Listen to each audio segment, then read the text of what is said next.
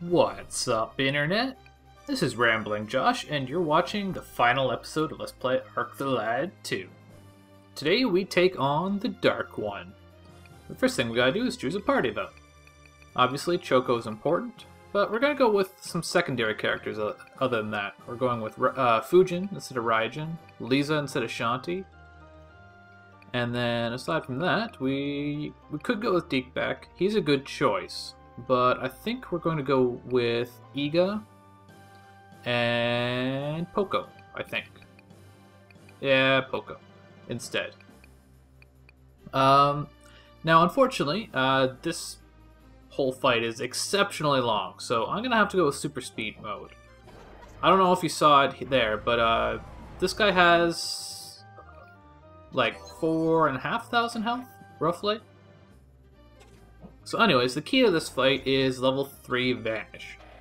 The Dark One is actually completely immobile. He has a bunch of very dangerous attacks that can hit pretty large amounts of area-wise. But for the most part, the largest dangerous area is like immediately in front of him. So someone like Iga here is probably going to die extremely quickly. Whereas Choco is attacking from a somewhat safe range. She can still take damage, but with a healer around, then she's pretty much fine. She has enough health that there's no way she's going to die faster than she can be healed. Now our Wind Genie, in this case Fujin, can do a pretty good amount of damage. The only problem is, in order to be quote-unquote safe, you have to stand 3 squares away, basically. 1 in front and 2 to the side. And that means that you can only hit him with a level 2 Wind Slash, or in Raijin's case, Thunderstorm. So there, we defeated the first form of the Dark One, and now we're going whole hog here with our normal team. And this is the second form, and obviously you can switch up your party between. So that's pretty nice. This whole battle with the Dark One is basically a battle of attrition. It's more about lasting through the fights, because, like I said, the first form has a little over 4,000 health, and this form has 9,999 health, so that's a ridiculous amount. And someone makes up for the 500 health that most bosses have throughout the game.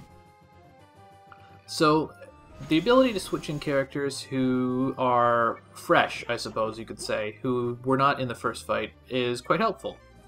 So in this case, I switched out Fujin for Raijin, who is more powerful and has more MP.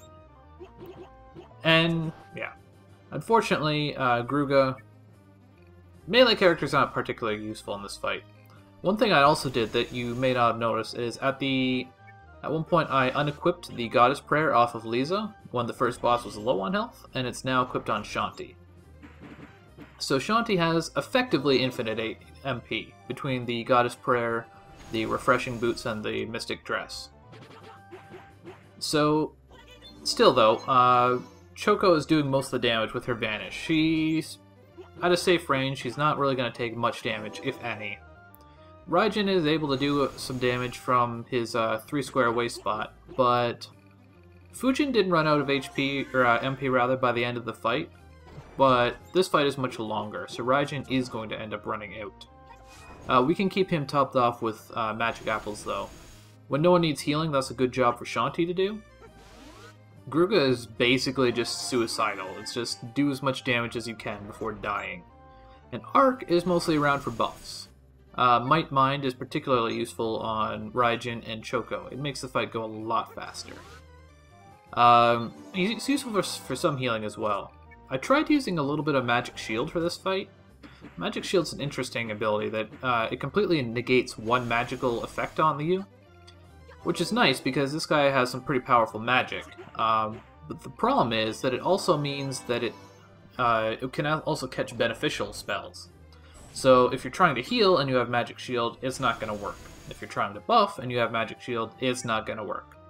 So Magic Shield ended up working against me more often than it ended up working for me this time around, but in the end, it doesn't really matter all that much. With level 3 Vanish and a healer with good MP regeneration, Choco and said healer can basically kill the boss all on their own, and any other party members with you are basically just there for moral support. I wouldn't even say they speed things up at all, because they're just taking up extra turns. So anyways, that is the end of that. So commence the ending. Why do final bosses always just deny their defeat at the end?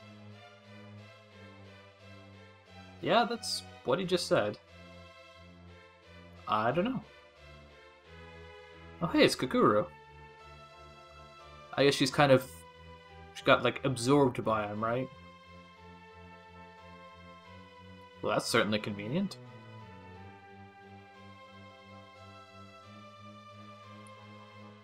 I didn't realize Kakuru was so badass. My sword? Is there supposed to be something special about my sword? Was this sword like granted to me by the Guardians? I don't think it was. I'm pretty sure it was just Yoshua's sword.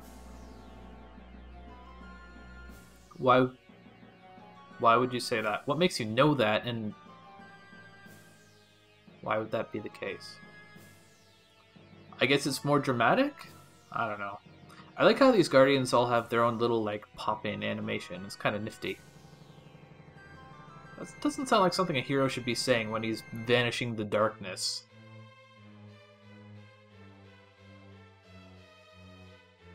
Well, I guess it worked. Yay for that. Now, this whole ending sequence is kind of amazing.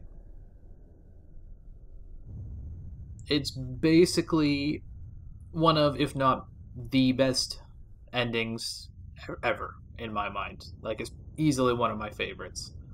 So once we're done with this little cinematic of the geometric castle falling over, I'm gonna be a little quiet. That's probably not going to be true, but I'm gonna try.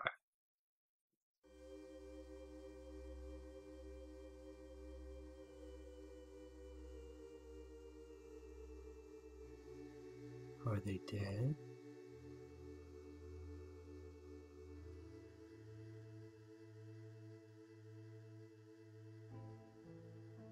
Looks like we failed. How many games actually destroy the world at the end of them? The villain always tries, but not many actually succeed.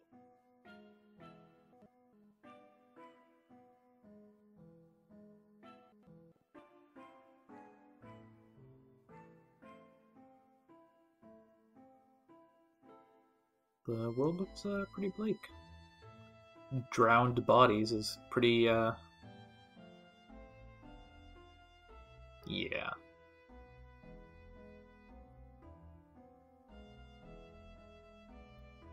I guess the forest spirit is no more.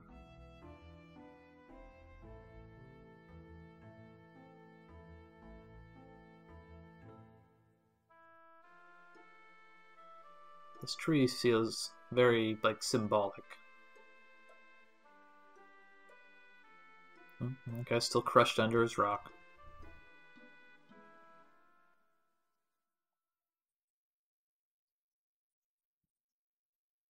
I guess the sun's coming up or something?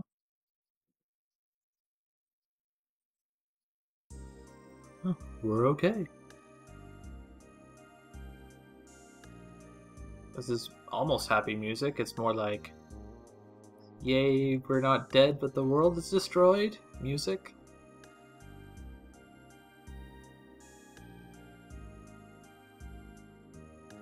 Oh, Poco, you so silly.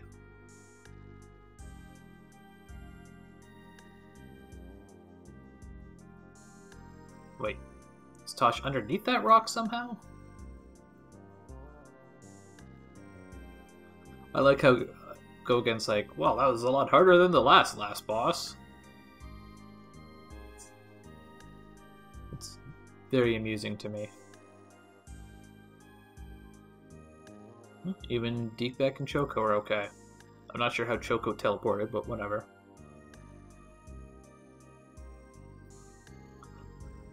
This part is very dramatic.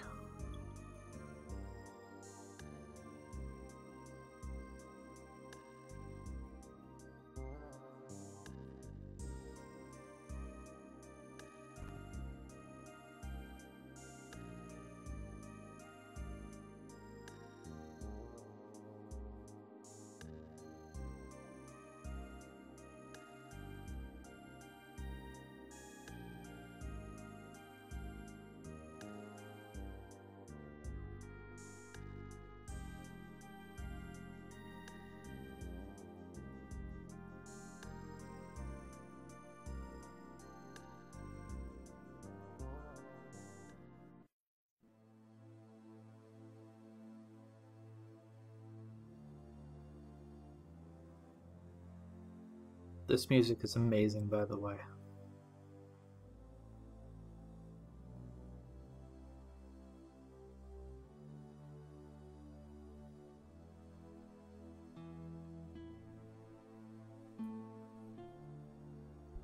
There's something about the way Ark and Kukuru just floating there, having given their lives to save the world.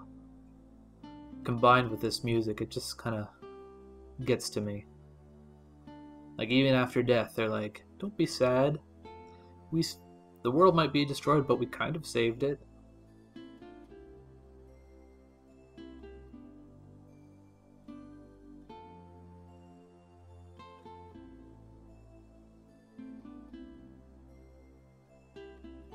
I think it really says something about an ending when this is like the third time I've seen it, and it still kind of, it really still gets to me.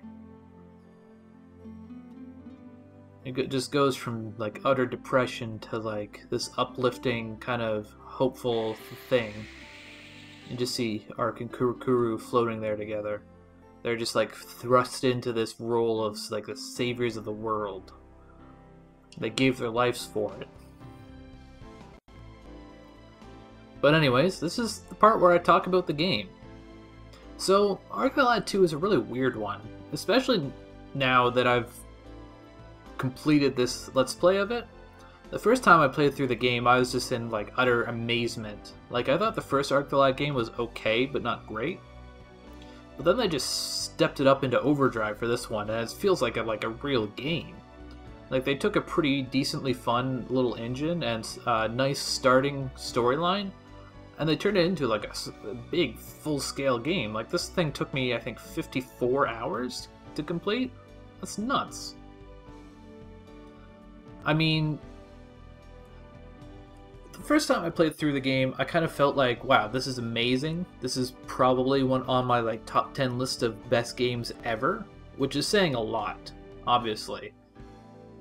The second time through is a little different though, and I think a lot of it comes down to the fact that I was doing a Let's Play of it, which is pretty interesting, just because, I don't know, it's just really neat the way you get a little bit of a different perspective on things after presenting it, so that, like, it's just interesting the difference between just enjoying a game for itself and presenting a game so that hopefully someone else can enjoy it. So the first time through, like I said, I loved it. I love the item system. The battle system is fun. I love tactical RPGs. The story's pretty neat. It's just everything about it. Not everything, but mostly everything about it I loved. But playing it through as an LP, I found a lot more kind of issue with it. Like, trying to make it interesting, I found was really hard.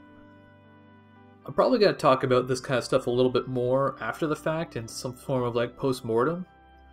But basically, like, I think the issue comes down to the fact that the game is so samey throughout all of it. Like, the battle system really doesn't have all that much depth to it, and it kind of, like, it tries to take the large-scale tactical battles from like Final Fantasy Tactics or something and implement it in a normal kind of Final Fantasy style where you're fighting battles frequently, which is interesting, but at the same time I don't think it really works, at least not in the format for an LP, because it means that you have frequent battles that can often take as much as like 5 to 10 minutes, and I don't know, it's just really silly to have to record like 50 minutes to an hour of footage sometimes just to get like a 15-minute episode. I mean, I don't know. Gameplay-wise, I think it works out okay. I never really felt like there was a problem the first time through the game, but trying to make each battle interesting is just hard, because they're not. One battle is almost identical to the next one. And the guild jobs, I mean, at times they can feel kind of samey. That's not really the right word. Like they're just kind of filling time, because you spend a lot of time just doing random stuff. I never really minded the first time around, though. I think they reached a pretty good balance between filling time and having interesting jobs. On the whole, though, I don't know. Maybe it's just the ending being so amazing, but even this time through, I feel like now that I've seen the ending, like, it was all worth it. Like, it kind of reminded me of how amazing this game really is. This ending really is amazing, in my opinion. I'm glad this game is done, but I had fun recording and playing through it, and hopefully you did too.